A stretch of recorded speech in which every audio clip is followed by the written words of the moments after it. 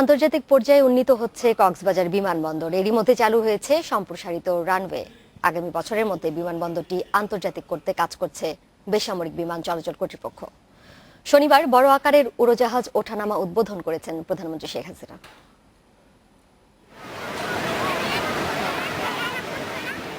কক্সবাজার সমুদ্র সৈকত পর্যটকদের আকর্ষণ করলেও যোগাযোগ সুবিধা এখনো অপর্যাপ্ত। পর্যটক সংখ্যা বাড়াতে আন্তর্জাতিক হচ্ছে কক্সবাজার বিমানবন্দর। শনিবার এই প্রথম সম্প্রসারিত রানওয়েতে অবতরণ করেছে বাংলাদেশ বিমানের বড় আকারের উড়োজাহাজ বোয়িং 737। রাতের বেলায় উড়োজাহাজ ওঠানামা করতে রানওয়েতে বসানো হয়েছে এয়ারফিল্ড লাইটিং। এটি আন্তর্জাতিক বিমানবন্দরের রূপ নেওয়া এখন সময়ের ব্যাপার। রানওয়ে ইতিমধ্যে আমরা সম্প্রসারণ করেছি, ইনশাআল্লাহ আরো সম্প্রসারণ করব।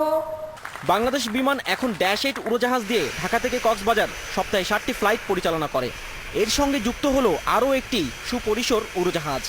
আগামীতে এই রুটের জন্য এমন আরেকটি উড়োজাহাজ ভাড়া করা হচ্ছে। প্রতি বৃহস্পতিবার আমাদের এই 737-800 এয়ারক্রাফটটা আমাদের ফ্লাইট সূচিতে আমরা রাখার চেষ্টা করব, কারণ উইকেন্ডে আজকাল আমাদের ডোমেস্টিক ট্যুরিজমের যে ব্যাপক চাহিদা, ওই সময় দেখা যায় কক্সবাজার ফ্লাইটগুলো অসম্ভব চাপ থাকে। বিমানবন্দরটির অবকাঠামো উন্নয়নে আরও বেশি জোর দেওয়ার পরামর্শ দিয়েছেন বিশ্লেষকেরা। যে ফ্যাসিলিটিসগুলো দরকার সেইগুলোকে কিন্তু সাথে সাথে ডেভেলপ করতে হবে।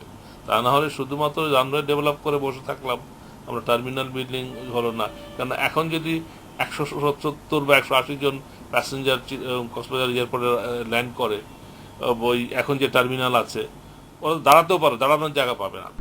বিমানবন্দরটি আন্তর্জাতিক হলে পর্যটন খাতে রাখবে গুরুত্বপূর্ণ ভূমিকা।